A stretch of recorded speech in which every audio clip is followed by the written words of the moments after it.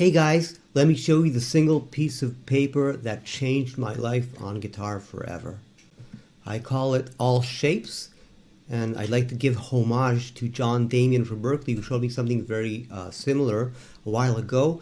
This changed my life. I'm not even joking. I think it can change yours. So let's learn what it's actually saying. So basically, this is a combination of all possible combinations of two intervals within an octave. So imagine if you're in C major, you have a single octave, you have 7 unique notes, and this is actually all the intervallic structures you can make. So let's learn to read it. So if I have, for example, the numbers 1, 2, 3, imagine I'm in C major, I'm starting, the first numbers you're starting, it's always going to be 1. So 1, 2, 3 would stand for, right?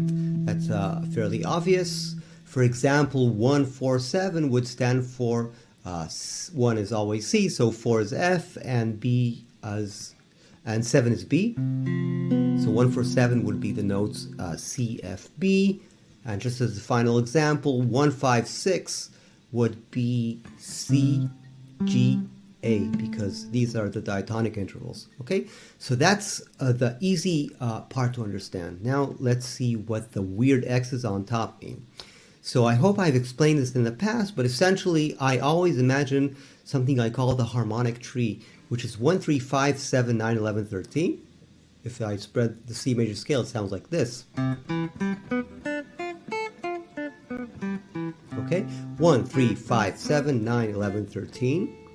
And what I did for all these melodic shapes is I decided what's the best chord or the best name for each combination of 3 notes, and my criteria was very simple.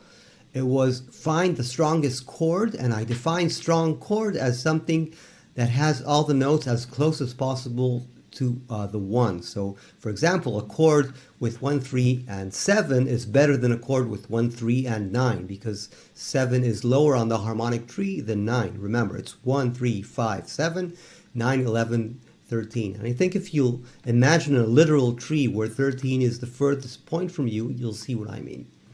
So here's precisely how I acted, and this gave me so much guitar. I'll demonstrate on the shape 1, 2, 4. It's easy to understand. I took 1, 2, 4, or in note C, D, F, and then I tried to decide how I should call this chord, because remember, the chord can be some kind of F, some kind of C, some kind of D. I did not know when I started because I never assume the lowest note is the beginning of the chord. That's really silly to do, because if you play C major, like this, G, C, G, C, and E, nobody calls this G 11, 13, right? It's not an easy way to think about it unless you're forced. So I analyzed this chord. I saw that if it's a C, it's a 9 and an 11. If it's a D, it's a 7 and 3, which is great actually. And if it's an F, it's a 5 and a 13. And the lowest, strongest chord in my book was, of course, a D7 without a 5. And that explains these weird names that you have above this chart. So it says X705. What it actually means is that I have this tree, 1, 3, 5, 7, 9, 11, 13. But the very top of the tree is 7, so it's called X7. But because it's an incomplete chord, meaning it has 1, 3, 5, 7, it doesn't have something before 7, I call it X7 no 5, and that means that it's like a 7th chord lacking the 5, okay? And this is very useful for me, because once I saw this is a D minor 7 chord, it's much easier for me to move.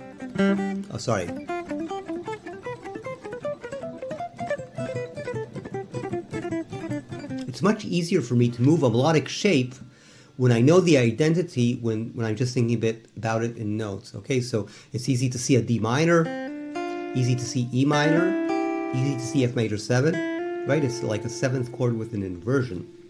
So that really helped me, because it gave me a framework for thinking about the melodic shapes. Helped me a lot with improv and with harmony. It's so good for everything. So the first step was analysis. I'll give you one more example of how I did this. Let's take this weird shape, 1, 4, 7. I'll start it on the note D. So if I'm starting on D, a fourth in C major is G, and a seventh from D is C. It gets me this. So again, I analyzed and I saw that it can either be a D with a 11 and a 7 and 11. It could be a G with a 5 and an 11, or it could be a C with a 5 and a 9. And of course, the winner for me was C with a 5 and a 9. Okay, so that meant that when I'm moving in the scale of C major,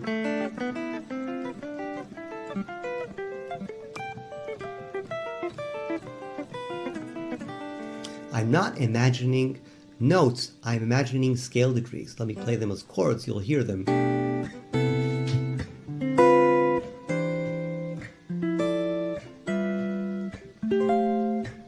See, when I added the third and the bass, it was actually easy to hear. But again, that means when you're playing this structure, 1, 4, 7, look at the top note and know this is G.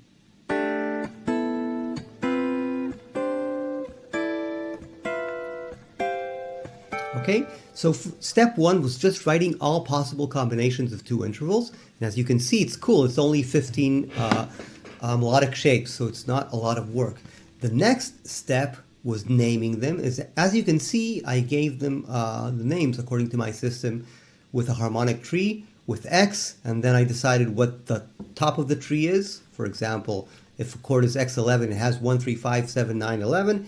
And then I added no for things that it's missing. For example, if a chord has 1, 3, 5, and 11, and it doesn't have stuff in the middle, I'd call it X11, no, 7, 9. Okay?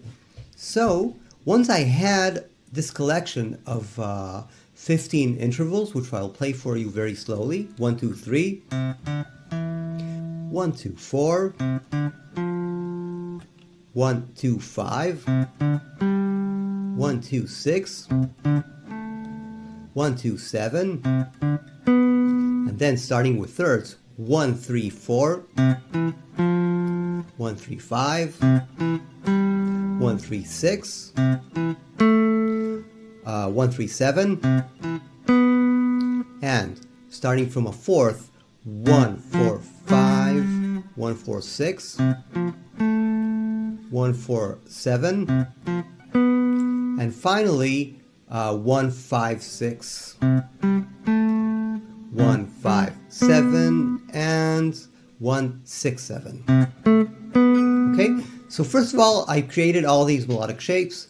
The next step was analysis. And as you can see in the analysis, once I followed that rule where the harmonic tree needs to make sense, meaning you decide what the tonic is by checking what the strongest tree you can get, a fascinating thing happened. You can see, for example, that each intervallic shape has one root as its tonic. And as you can see, once I figured out what the chord is, of course it repeated itself in 3 inversions. Let me give you a cool example. Look at the corners, 1, 2, 3, 1, 2, 7, and 1, 6, 7. So if you analyze all these shapes, you'll figure out pretty quickly that they are all what I call X9 no 5 7, meaning a chord that has the 1, the 3, and the 7, right? Let me see if I didn't screw that up. Yeah, I don't think I did. Okay, let's do it slowly so I don't screw up. Okay, so C, D, E, for me, if I analyze it very, very carefully, the chord has a 1, a 3, and a 9, right? That's the winning interpretation, which means that this chord should be thought of as X9, but it has, it lacks the 5 and the 7, so X9, no 5, 7. Okay, and the intervallic structure is a second and a third. Now here's the funny thing. If you look for the next inversion of this chord melodically, it's this, right? All I did is move the C up an octave. What's the intervallic formula now? From D to E, that's a second, that's 1, 2, and from D to C, it's a 7, so it's 1, 2, 7. And if you look very carefully above the 1, 2, 7, you'll see that again, it's still X9, no 5/7. Okay, and then I did it a third time. Let's find the next inversion of this. E, C, D. Okay, and again, the chord identity has not changed because these three notes will always mean C9, no 5/7 in my book. The only difference is the intervallic formula has changed. Now it's 1 and then a 6th and then a diatonic 7th, right? So all these are the same chord. It's not so hard to understand if I play 1, 3, 5, for example. You would not be shocked if I told you that the diatonic formula for a C major is either 1, 3, 5 or 1, 3, 6 or 1, 4, 6. Right? It's easy to understand. So it's the same concept extended to probably untypical chords. Okay? So the first step was writing it down. The second step was analysis, which is really analyzing the names of the chords. And I suggest getting to something that looks very similar to the way I've written it down. And now let me show you the cool part, which is how I use this in music. And let me demonstrate it on a single melodic shape. In this case, I'll choose one of my favorites, 1, 2, 5. So I've learned it, conceptualized it. I know this is a 9 chord, or a chord that's root is C. That's why the underscore is below the number 1 in this case. I know that I'm on the first degree in C major, and then I do some drumming. I figure out a drum pattern that I love.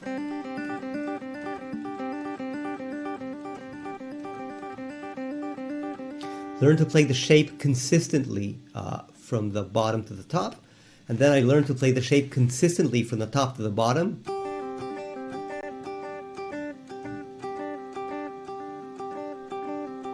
Okay, and then comes some fun stuff. Then I start moving it around in C major.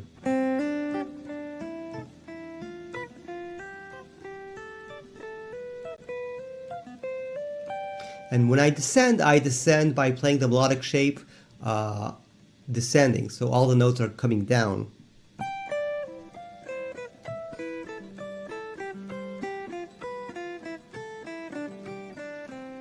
And once I learned that, I learned to do that on all sets of adjacent strings.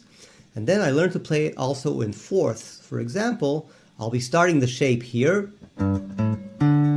And then I'll start the shape again a fourth above that. So my starting points will be G, C, F, B, and E, giving me this.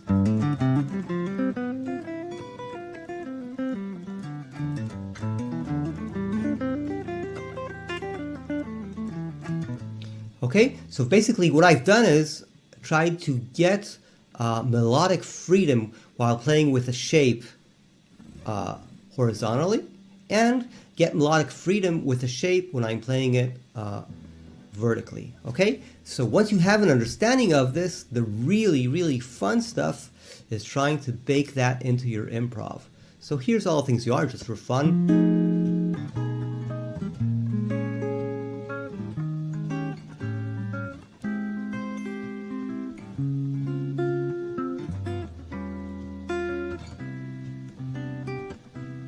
And the challenge is, instead of playing this,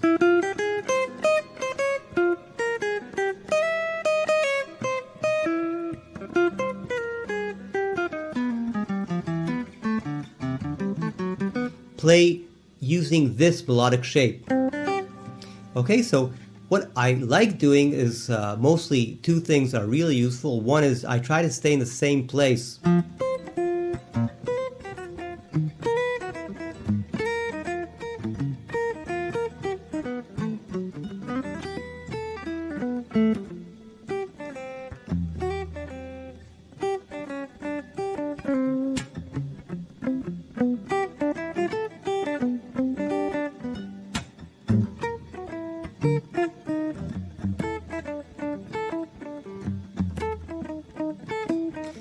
Just allowing the small melodic shape to change sharps and flats. It's like an exercise of survival for that tiny piece of melodic idea.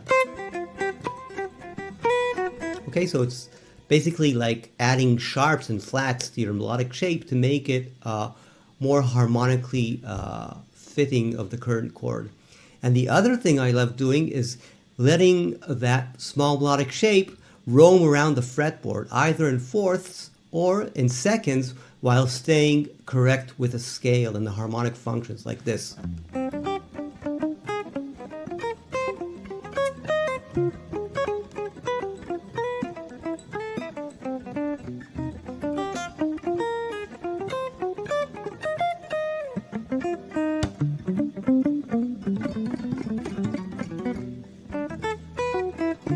Okay, so what I'm thinking about is moving, and when the key changes, for example,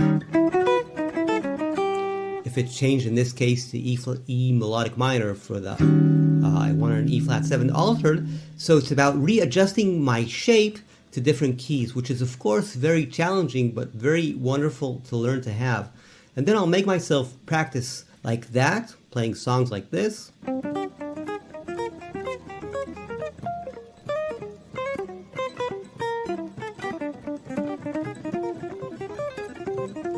And then I'll practice the same type of ideas in fourth.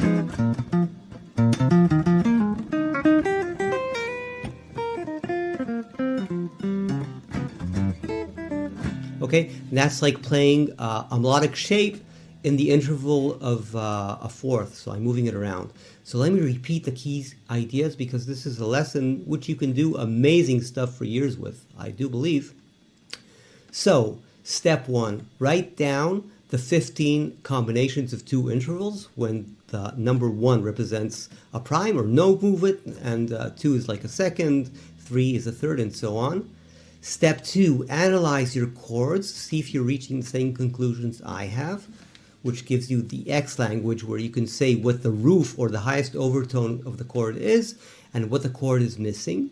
Notice how each 3 melodic shapes describe a single chord. Step 3, find a way to map it on the guitar that you love, like a drumming pattern. Find some way to move quickly and efficiently through a single pattern. Step 4, move it in seconds on all string sets. Step 5, move it by fourths, starting on the 7 notes of the scale. And finally, improvise with it and have fun. There's so much you can do here, and a lot of wonderful guitar players have favorite shapes that they use a lot. So I hope this helps. This is a seed of a very, very important lesson, in my opinion, if you actually get this stuff down. Feel free to ask me. I truly, religiously love talking and helping people with guitar. Good luck with this. Thanks for listening to such a difficult and interesting lesson. Bye-bye.